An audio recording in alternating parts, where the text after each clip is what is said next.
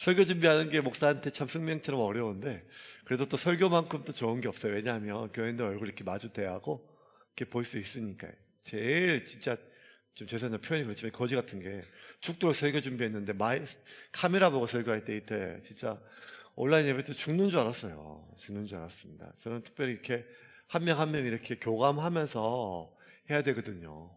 그게 되게 중요해요. 이렇게 한 명 한 명 소통하고 교감하는 게 되게 중요해요. 그래서 저는 이게 무슨 훈련도 줌으로는 진짜 못하겠더라고요. 예. 1차적으로 방송을 통해 전달되는 제 발음을 몰라요, 사람들이. 예. 오직 현장에서만 느껴지는 어떤, 저만의 매력이 있지 않습니까? 근데, 그래서 일단 교인들 이렇게 마주 대하는 게 참 좋습니다. 목사가 참, 그게 참 행복인 것, 같아요. 근데 설교를 매번 준비하는데 또 매번 부담이 돼요. 어쨌든 어떤 부담이 있는가 하면 이 설교가 물론 이제 하나님 말씀을 이렇게 전하는 말씀이기 때문에 또 성령께서 전달하시는 내용을 언제 성령께서 깨닫게 해주시기를 바라는 마음은 있지만, 근데 문제는 뭔가 하면 이렇게 목사들이 선지자처럼 그렇게 성령하고 친한 게 아니거든요. 예. 선지자들은 늘 주의 영이 임했을 때 그대로 말을 받아서 전하면 되는데, 지난번에 또 말씀드린 것처럼 목사는 주의 영이 임해도 말을 전하고 주의 영이 안 임해도 수요일이 되면 말을 전해야 되니까 이 말씀이 은혜가 될까 안 될까 이렇게 좀 하여간 걱정이 될 때가 많거든요. 그래서 설교 초반에 좀 사람들을 웃깁니다. 왜냐하면 성도들이 웃으면 참 좋아요. 저도 마음이 좀 놓이고, 성도들이 웃으면 설교할 때 진짜 목사 마음이 좋습니다. 근데 울면 더 좋아요. 울면, 야, 진짜 뭐 아다리가 하나 맞았구나. 지금 뭐 하나 지금 은혜가 됐구나. 이렇게 아주 지금도 기억나요. 어느 날 유난히 어떤 여자 성도가 그렇게 펑펑펑 웃는 거예요. 설교 때 계속 우는 거예요. 아주 그냥 민망할 정도로. 그래서 이제 다 그냥 마음속에 아유 뭐 설교 말씀의 은혜를 받는구나 이렇게 하고, 이제 끝나고 이제 인사하는데 꼭 그런 분들은 꼭 세워서 제가 묻거든요. 예. 이렇게 오늘 아유 은혜를 많이 받으셨어요 이렇게 묻지만, 진짜 제가 묻고 싶은 것은 어느 대목에서 그렇게 은혜가 됐습니까? 뭐 이런 내용 아니겠습니까? 진짜 그걸 묻고 싶은 거죠. 도대체 내 설교에 어디가 그렇게 은혜가 됐냐? 그걸 진짜 저는 그것이 궁금합니다. 그것이 알고 싶고. 그래서 이제 세워가지고 묻죠. 그래서 말씀이 오늘 왜 그렇게 말씀에 뭐 때문에 말씀 때문에 그렇게 많이 설교 때 울었어요? 그랬더니만 지사님이 하는 말이 있어요. 무슨 설교인지 하나도 기억 안 난다고. 설교는 하나도 기억 안 들어왔다고. 왜 그렇게 우셨어요? 그러니까 예배 오다가 남편하고 싸웠는데 이 인간하고 계속 살아야 될 생각을 하니까 서러워서 계속 울었대요. 옆에 가지고. 그러니까 그런 걸 보니까 참 사람이 언제 가장 예배가 은혜가 되고 간절한가 하면 하나님 때문이 아니라 문제가 있을 때. 우리는요, 우리의 믿음이 기도를 간절하게 만드는 게 아니더라고요. 우리의 상황이 기도를 간절하게 만들어요. 우리가 언제 가장 예배가 고프죠? 예배가 고플 때가 있잖아요. 그나마 이렇게 수요일 날 이렇게 이까지 늦은 피곤한 몸을 이끌고 오신 정도라면 참 말씀이 고프다, 예배가 고프다, 은혜가 고프다 이런 말이 무슨 말인지 아시잖아요. 언제 우리가 그렇게 예배가 고픕니까? 그것은 삶이 힘겨울 때예요. 감당이 안 될 때예요. 상황이 너무 절박할 때예요. 문제가 너무 긴박할 때 우리는 예배가 더 절실하고 기도가 더 간절합니다. 어쩌면 우리는 하나님 때문에 하나님을 찾는 것이 아니라 문제 때문에 하나님을 찾는 경우가 어쩌면 더 많습니다.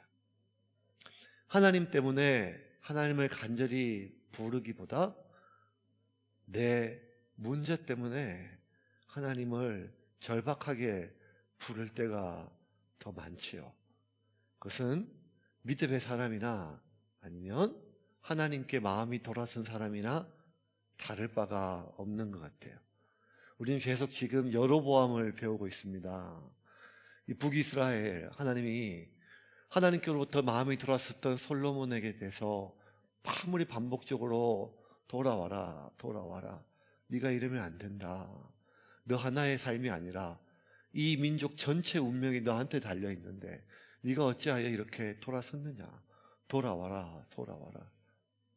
나를 보고 안 되면 너의 아버지 다윗의 유언을 생각해서라도 나한테 돌아와라.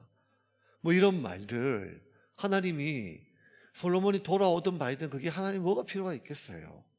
하나님 다른 민족 세우면 되거든요. 다른 왕 세워도 되는데.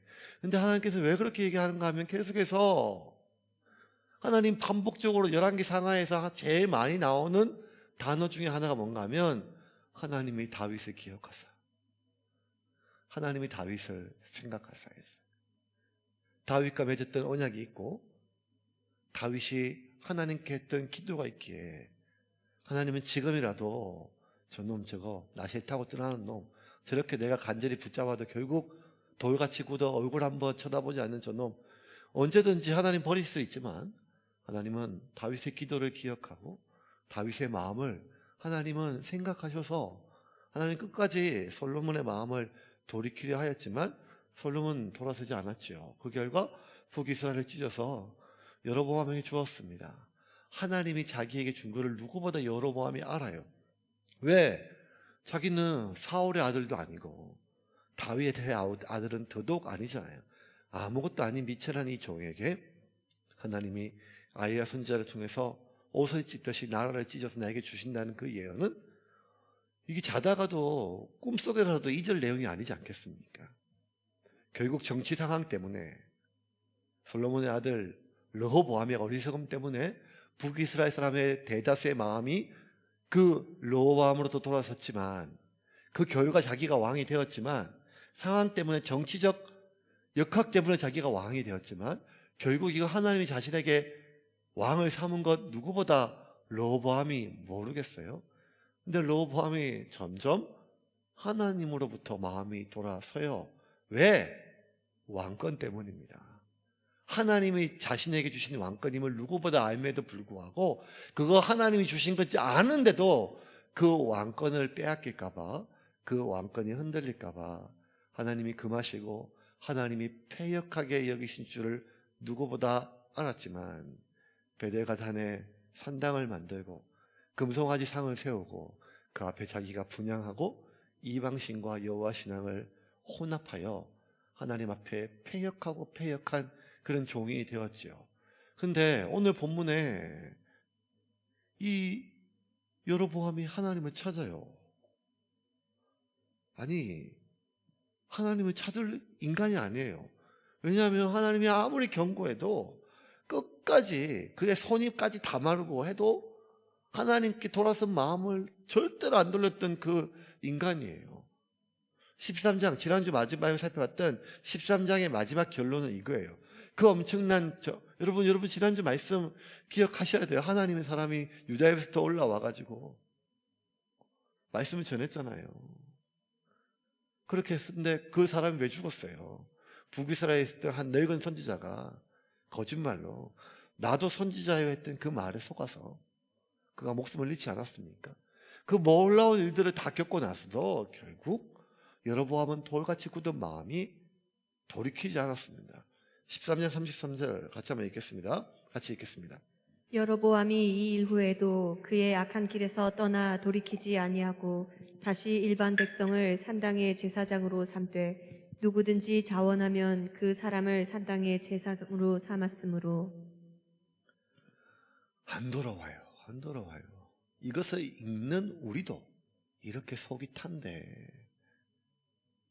지금 이 사건 하나 때문에 결국 북이스라엘이 망하고 아수르에 남유다가 바벨론에 망해서 다 끌려가가지고 포로 살면서 인간 이하의 대접을 받는 그 치욕 속에서 이 글을 기록하고 또 이 글을 읽는 그 유대 민족들의 심정이 어떻겠어요? 아니 왜 안 돌아서냐 이 말이에요. 지금 하나님이 이렇게 기회를 많이 주셨는데 아니 왜 안 돌아서는 거예요? 여러분, 우리도 그런 마음이 있거든요. 우리 자식들 예배 한번 데리고 가려면 얼마나 영을 씁니까? 그나마 내 품에 있을 때는 괜찮지만 시집장가 가면 이제는 누구 말도 안 듣잖아요. 속이 타고 애가 타서 만날 때마다 듣기 싫은 말이지만 얘기하거든요. 너 그러면 안 된다. 하나님께 와야 된다. 주의를 지켜라. 아, 저 하나님 믿어요. 하나님 믿는다니까요. 제가 때 되면 다 나가요. 야, 그게 아니다. 그 간절한 마음속에 우리도 지금 삶의 많은 문제들이, 여러 가지 문제들이 본인은 눈에는 안 보이지만 우리 눈에 보이잖아요. 돌아와라, 돌아와라. 이 하나님도 부르시는 거다. 이렇게 얘기해도 온 이스라엘 하나님께서 그 모든 것을 동원해서 말씀하고 기적을 행하시고 경고했음에도 불구하고 결국 이 고래 힘줄보다 더 질긴 이 여로보암이 하나님께 안 돌아와요.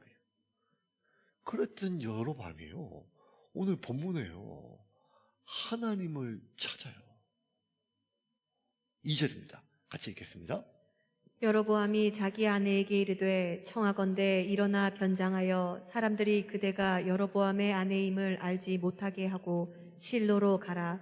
거기 선지자 아히야가 있나니 그는 이전에 내가 이 백성의 왕이 될 것을 내게 말한 사람이니라. 그 일을 겪고도 하나님께 안 돌이켰던 이 여로보암이 먼 바람이 부는지 갑자기 하나님을 찾아요. 하나님의 선지자, 자기에게 왕을 세우신다는 하나님의 메시지를 전해줬던 그 아히야 선지자를 찾는 것입니다. 그 아히야 선지자의 하나님을 찾는 거죠. 그래서 자기 아내를 보내요. 아니, 자기 스스로 이스라엘 백성들이 예루살렘에 가는 걸 막았던 사람이에요. 예루살렘에 가는 게 아니라 예루살렘에 이스라엘 백성들이, 북이스라엘 사람들이 예루살렘 외곽에서 하나님 만나러 가는 거잖아요. 근데 자기 스스로 베델과 단에 단을 쌓고 이스라엘 백성들이, 북이스라엘 사람들이 하나님께 가는 걸 자기가 막았어요. 자기가 막았던 그 여로보암이 이제 자기 아내를 시켜가지고 그래도 염치는 있는지, 그 마음이 불편한지 사람들 알아볼까 변장을 시켜가지고 사람들 알아볼까봐 본래 아히야 선지자에게 보냅니다. 실로로 내려 보내요. 이 사람이 왕의 아내인지 모르게, 특별히 아히야 선지자가 모르게 그렇게 보냅니다. 아니, 이게 무슨 일인지 알잖아요, 여러분. 그 엄청난 일을 여로보암이 저질렀던 이유는 하나밖에 없어요. 왕권을 약화될까봐, 백성들의 마음이 분산될까봐. 자기는 다윗 왕가의 가문도 아니고 적통성도 없으니까 조금이라도 뭐가 험잡히면, 조금이라도 백성들의 마음이 분산되면 자기를 향한 백성들의 마음이 날아갈까봐 어떻게든지 간에 백성들의 마음을 꽁꽁 자기를 향하여 붙잡아 놓으려고 했던 이 여로보암이 왕권이 흔들릴 수 있는 일을 해요. 자기가 막아놓고 자기는 하나님께 사람을 보내요. 아니, 하나님께 보내요. 자기의 모든 흔적들을 지운 채, 자신의 모든 흔적들을 감춘 채 아내를 변장시켜서 아히야에게 보내요. 왜 그랬을까요? 이게 들통나면요, 소문거리 아니겠어요? 야, 저 인간, 저 왕이란 놈이 우리는 하나님께 가는 걸 다 막아놓고 지는 지 아내 몰래 변장시켜가지고 가게 했더라. 여러분, 이러면 되겠습니까? 그러니까 우선거리가 될 수 있는 일이거든요. 근데 그 위험을 무릅쓰고 보내요. 왜 보낼까요? 이게 전 진짜 이유가 궁금했어요. 아니, 이게 미쳤나? 왜 그러지 이게? 아니, 왜 그런가? 이유가 있었어요. 1절입니다.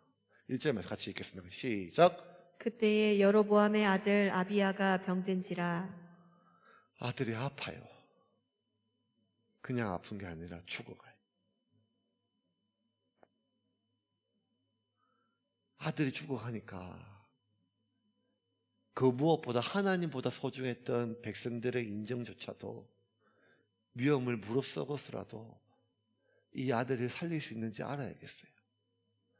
이 아들의 병이 뭔지를 알아야겠어요. 아니, 이 아들을 살려야겠어요. 그래서 아히야 선지자에게 사람을 보내요.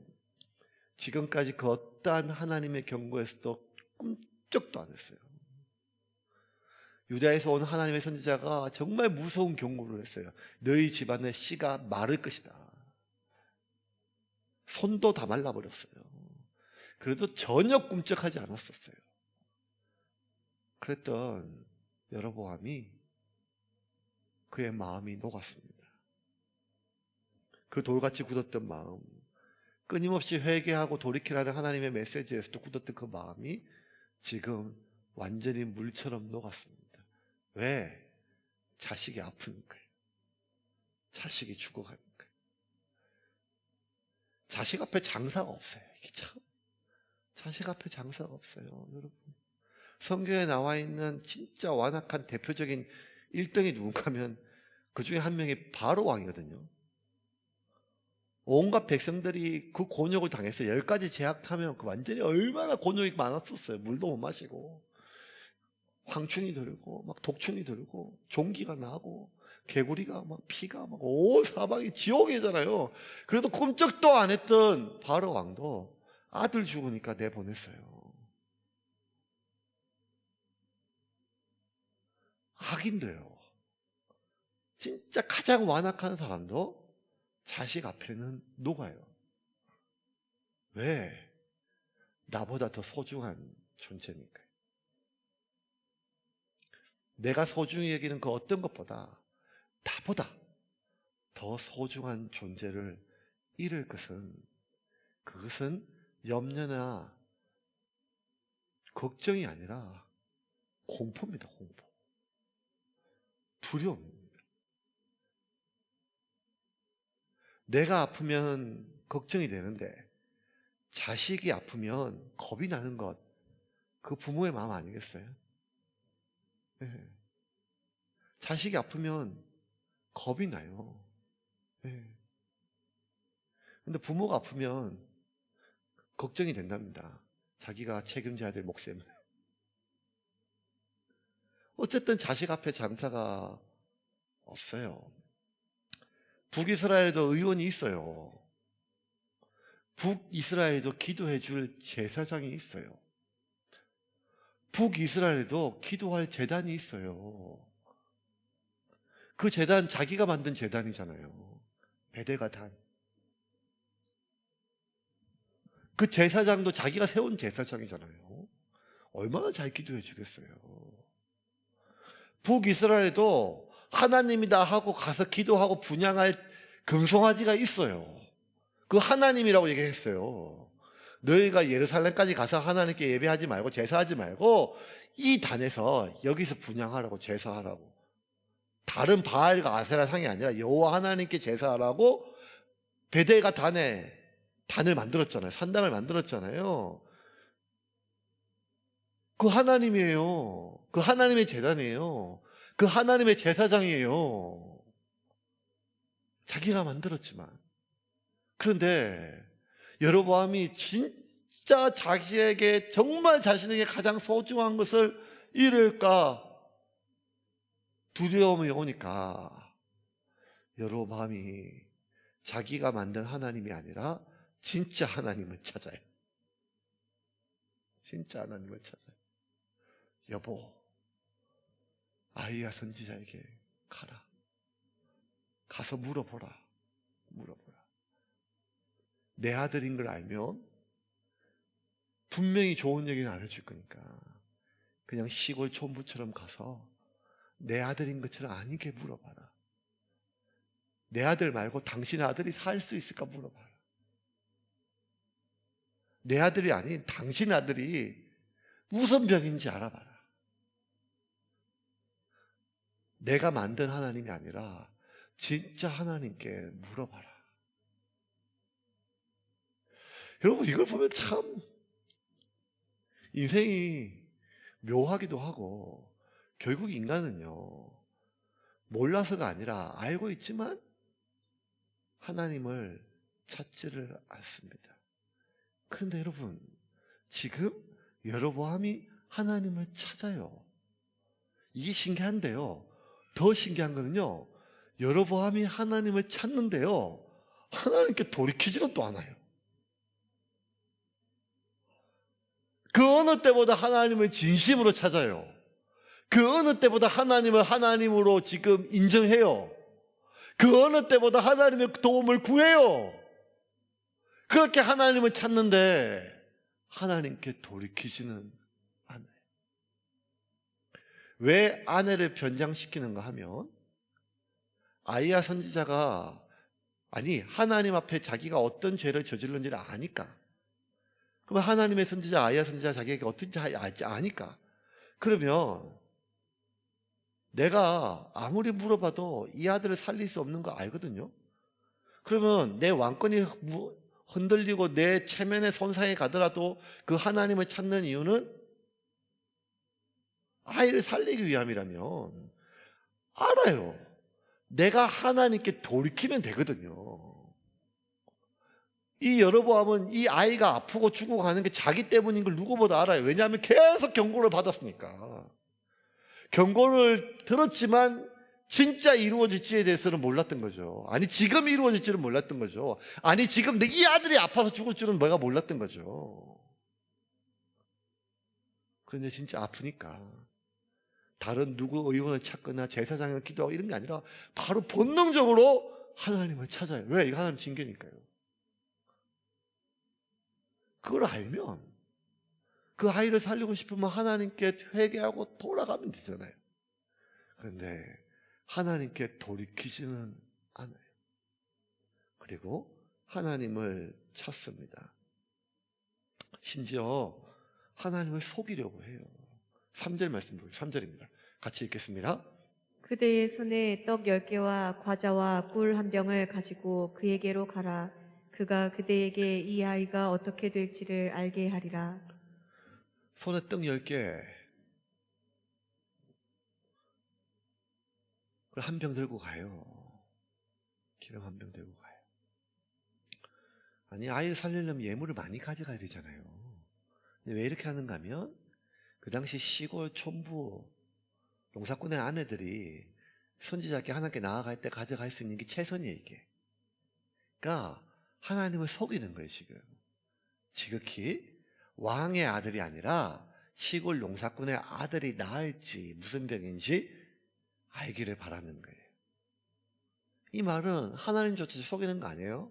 하나님의 아이한테 가는 게 다른 많은 제사장이 있는데 아이한테 가는 이유는 하나님이 진짜 선지자니까. 그럼 하나님께 가는 거잖아요. 근데 하나님조차 속이려고 해요. 왜? 내가 하나님께 돌이키지는 않지만 내 문제를 해결하고 싶은 거예요. 내가 지금 하나님 앞에 어떤 문제 때문에 그런지를 아는데 그 문제를 해결하고 싶지는 않아요. 내가 당면한 문제만 해결하고 싶어요. 어쩌면 여러분 자기가 하나님으로부터 돌아섰다 생각 안 해요. 그냥 하나님이 싫어하는 것, 하나님이 원하지 않는 것, 내가 할 수밖에 없어요. 내 왕권을 위해서. 나는 하나님 여전히 내 하나님이고 하나님 날 도와줬으면 좋겠는데 나는 왕권도 필요한데 이 왕권을 위해서는 하나님이 싫어하고 가정석 이런 거 여기는 거 어쩔 수 알지만 어쩔 수 없이 자기가 그걸 붙잡고 생각하는 거예요. 끝까지 나를 왕 삼은 것은 하나님이지만 이 왕권은 내 힘으로 유지해야겠다는 거예요. 이 방법 말고는 안 되겠다는 거예요. 나의 왕권은 사람에게 달려있다는 거예요. 나의 왕권은 상황에 달려있다는 거예요. 이런 걸 보면 여로보암은요 수천 년 전 북이스라엘 왕이 아니라 우리 주변에 아니면 나의 모습 속에서도 있죠. 우리가 하나님 믿고 예배드리고 지금도 기도하지만 그럼에도 불구하고 시시때때로 우리가 일비할 때는 하나님 때문이에요? 아니면 상황 때문입니까? 우리는 하나님 때문에 기쁘기보다 상황 때문에 기쁠 때가 더 많고 하나님 때문에 슬플 때보다 문제 때문에 슬플 때가 더 많지 않습니까?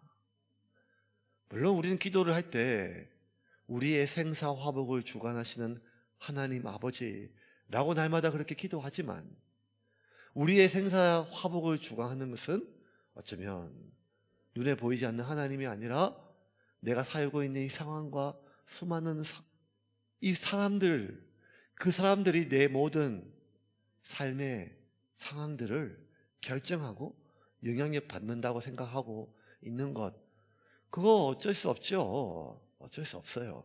뭐 그럴 수밖에 없죠. 연약한 우리니까요. 그런데 하나님이 말씀으로, 하나님이 성령으로, 하나님이 많은 하나님의 사람들을 통하여, 아니면 마음의 양심을 통하여 희규야 여기까지다. 더 나가면 안 된다. 거기까지다.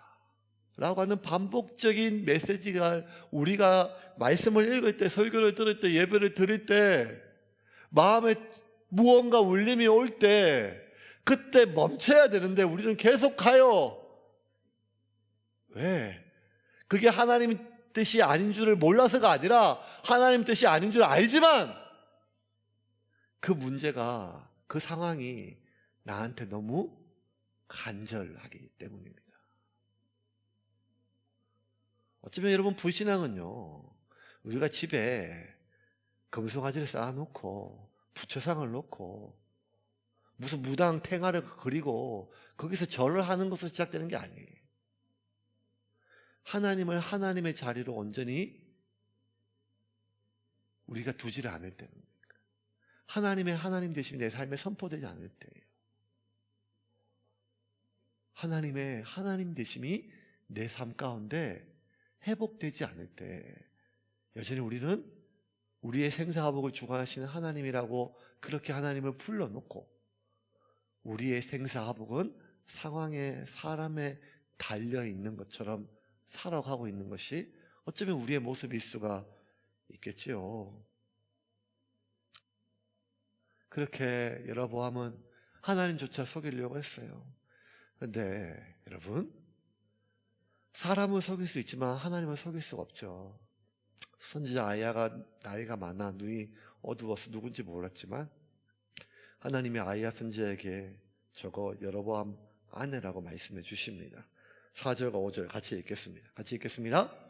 여로보암의 아내가 그대로 하여 일어나 실로로 가서 아히야의 집에 이르니 아히야는 나이가 많아 눈이 어두워 보지 못하더라.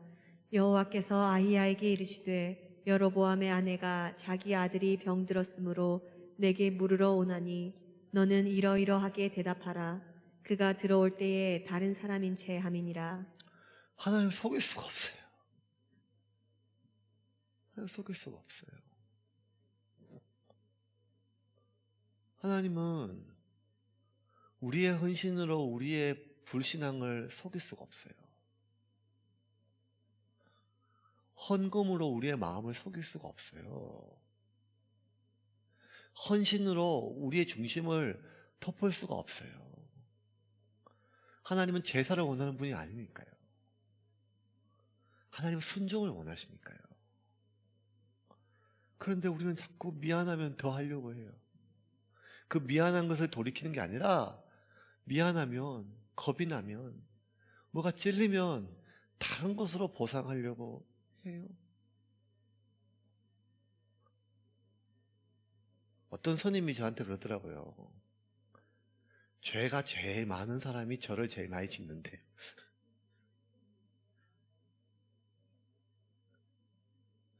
그냥 우스갯소리를 하는 말인데 저는 그게 너무 인상적이에요.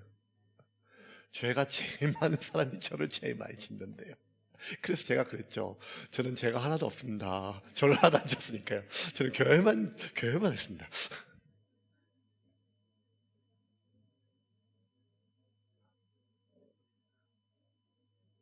하나님이 딴 건 다 견딜 수가 있는데, 심지어 죄악까지도 견디는데 내가 도저히 견딜 수 없다.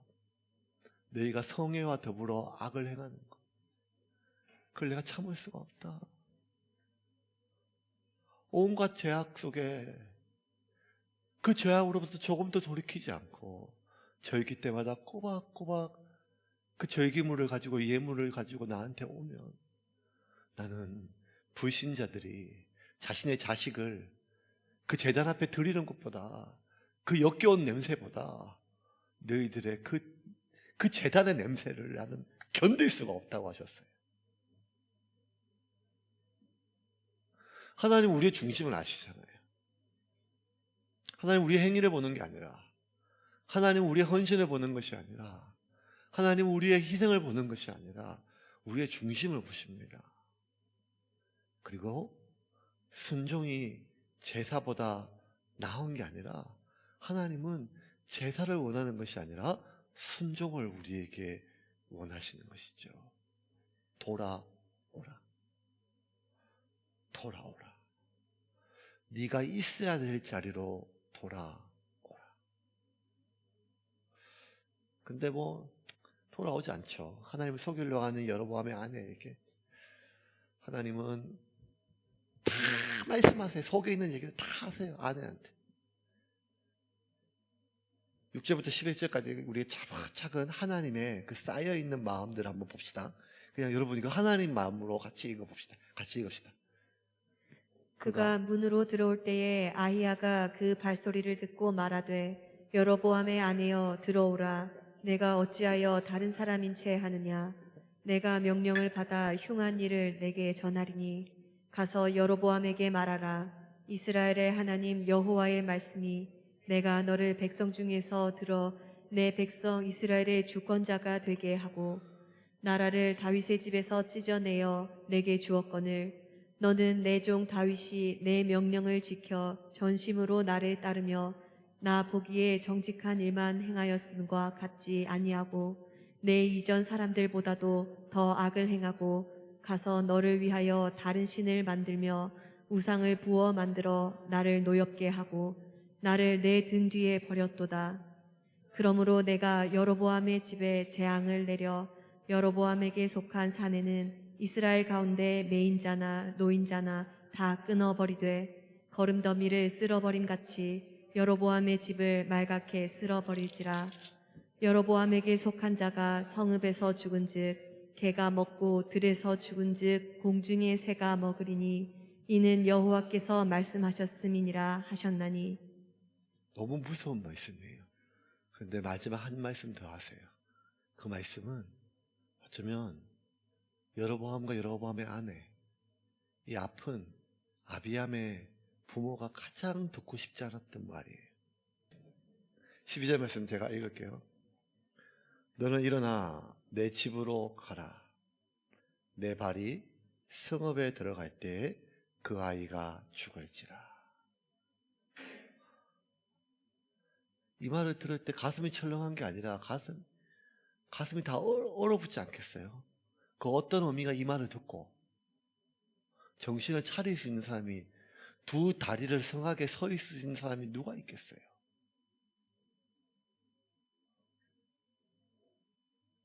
너는 일어나 내 집으로 가라. 내 발이 성읍에 들어갈 때 그 아이가 죽을지라.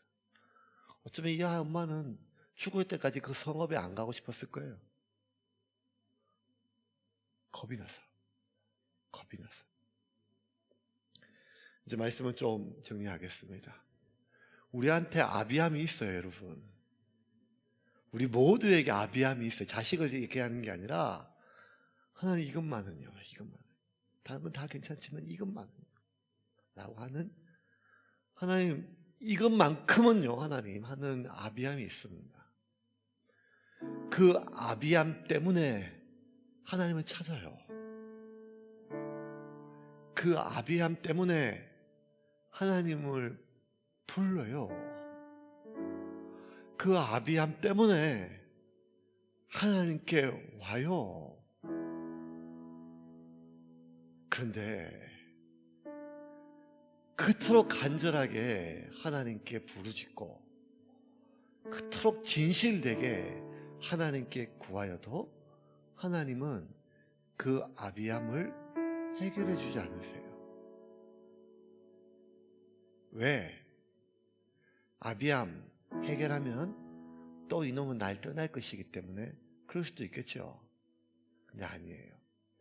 더 큰 이유는 하나님은 나와 여러분의 진짜 문제를 해결해 주시려고 하는 거예요. 여로보암의 정말 진짜 문제는 아비함이 아니잖아요. 저와 여러분의 진짜 문제는 오늘 간절한 그 아비함이 아니잖아요. 하나님은 결국 나한테 찾아오는 게 속셈에서 찾아오는 놈을 괘씸해서 그의 기도를 들어주지 않는 게 아니라 정말 여로보암을, 그 가문을, 저를, 여러분을 살리려고 그 문제를 건드리지 않으십니다. 왜? 진짜 문제는 아비함이 아니기 때문입니다. 일관된 메시지가 계속 열왕기 상하에 똑같습니다. 왕이나 시골 촌부나 대장부나 용사나 근마는 아낙네나 우리의 모든 인생은 결국 하나님께 달려 있으며